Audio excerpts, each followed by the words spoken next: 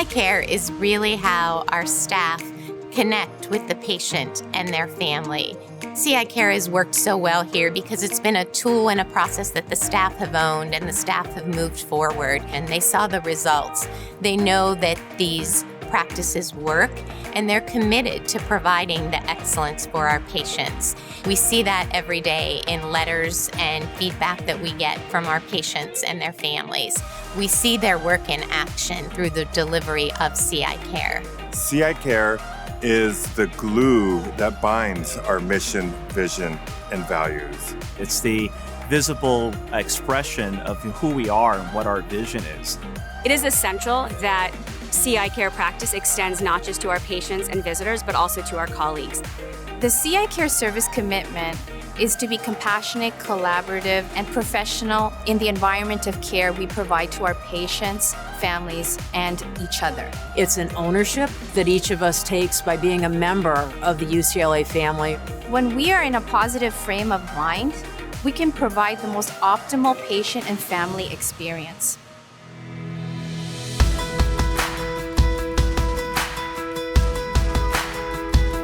It's important that we use CI Care to connect with our patients. We do that by introducing ourselves, by asking how the patient prefers to be called, what name they want to be called. You can call me Elliot. Okay, my name is Sarah Jean. I'm going to be your nurse. And who do we have here? It's an opportunity to say, I'm here and I'm with you. And if we do that properly, people feel included and people are more likely to feel safe, and that builds trust. My daughter was very, very, very shy. She didn't like to talk to anybody. And slowly but surely, the nurses would come in and they got to know her, and it makes it a lot more comfortable for the patient and the family if they connect. With patients, I would treat them as my own family member, be very welcoming and considering of their feelings, and let them know and reassure them that this is one of the best hospitals and they'll be very well taken care of. The way I follow up with my fellow coworkers is that I'm open. I greet everyone as I see them down the hallway and ask them how they're doing. How's your mom? You know, she's actually doing a lot better, thank you. That's great to hear. Patients feel vulnerable in any setting, and when team members come in to see a patient, it is so important that they not only introduce themselves, but introduce to the patient what their role is on the team. Good morning, Ms. Lucia. My name is Jay. I'm your phlebotomist. We'll be taking your blood sample. How are you today? I'm fine. All right. And kindly... For me, it was either I was doing chemo or I was recovering from one of many surgeries. And so you're in a place where you're not 100% with your facilities, and people are coming in and out of your room all day long, all night long, whether it's meal service, cleaning crew, care partners, nurses, doctors, and sometimes other specialists. You have no idea who they are. So really knowing who they are and why they're there is crucial to keep you in a place of rest, in a place of peace, and keep the whole environment in that sort of, I call the love state. I'm Linda Ho, Director of Marketing Technology, Operations, and Digital for UCLA Health's Marketing Department. Is it okay if we go around and introduce ourselves and our roles? It's also so important for staff to staff. There's so many different staff members that work in the hospital that not everybody knows each other. And so it's so important that you've got to introduce yourself, let them know who you are, and then they could let you know who they are. And it just leads to a better way of communicating and interacting.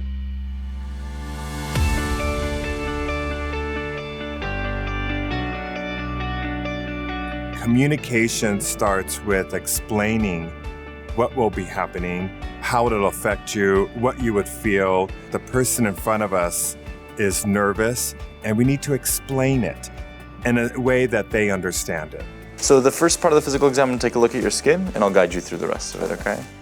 When I'm told, this is what I'm giving you, this is what it's for, this is what it does, and these are a couple of side effects that may happen. Are you okay? Do you understand? Do you have questions? And I think that when someone comes in and can give you all the information that you need, you're going to settle in and you're going to really be able to do it, and you're going to trust the process. Communication is a reciprocal exchange. It's empowering both people in the conversation to contribute and to listen and to act upon what both people feel. So to recap the plan, our main goal for today is just really good pain control for Juliana. We have that medication ordered as needed. And then the other thing is just to get that CT scan done as soon as possible, if you can help us with that. Definitely, I'll call down to radiology and I'll update you on a time, as well as if she's having any increased pain today. Perfect. It's important for us to ask and anticipate questions so that we're certain that patients actually understand the care is being provided. The other thing we're going to do today is we're going to do what's called a CAT scan. Have you had one of those before? No. Oh, okay. Well, maybe I can tell you a little bit about that. So what it is, it's like a big donut, and you'll lay down and we'll have you go through the hole in the donut, and it's really fast, just a couple minutes, and it doesn't hurt at all. Do you have any questions about that, Juliana? You're going to have questions, especially during and afterwards, that you might not remember to ask or might just not have the presence of mind to ask. I know I gave you a lot of information.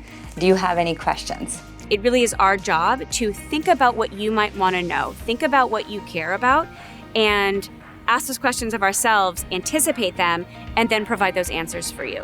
I hear you. One of the common questions that my patients do ask at this point in time is how long we should try before we come back and see you. With colleagues, it's very important that they have the opportunity to ask questions. They also want to understand what the plan is, what the next steps are, what their role is, how they can help, how they can be a team member. So Renee, what are some of your goals for the new website? My goal would be to simplify the website and make it easier.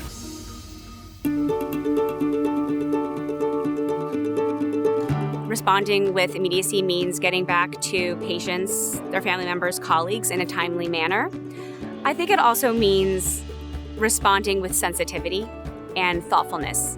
I see this as important to you. Let me work on it. Let me keep you updated on where my answer is. We usually use like a high-dose NSAID, like ibuprofen, to help with some of the pain. The only thing is that I do have a history of kidney disease, but I generally don't take ibuprofen because of that.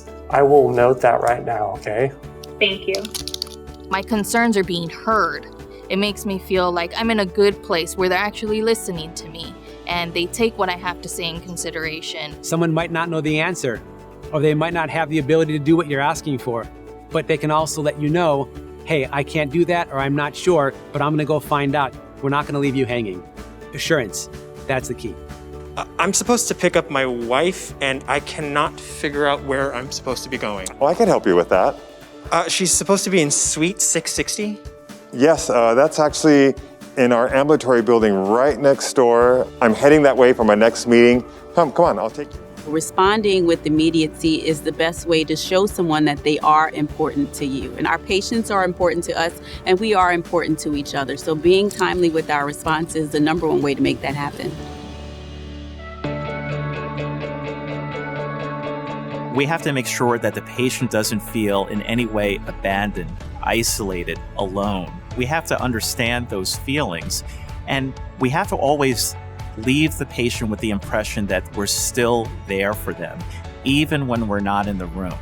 I have all the printouts for you, and I'm going to give you handouts for all the exercises that we just did.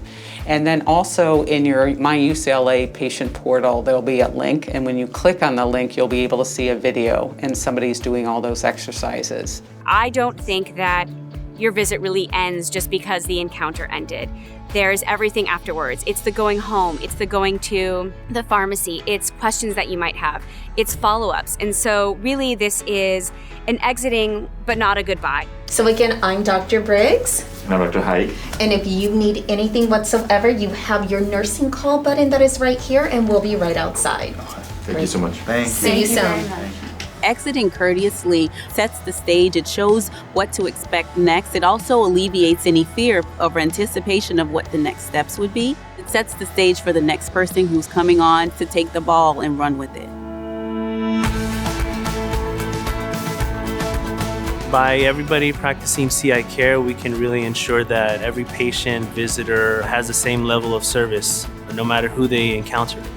When we use CI care amongst ourselves, it shows respect for the organization, which then impacts the overall community that UCLA is trying to foster and bring to its patients. When we are professional, we create an environment that is positive.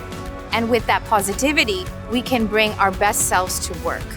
CI care works because it's simple. CI care done right, you won't even know it's happening. It just happens. CI care isn't just an acronym. It really is woven into our culture. Our mission, vision, and values are really to provide that state-of-the-art care and deliver acts of kindness. CI care is the cornerstone of really bringing it all together.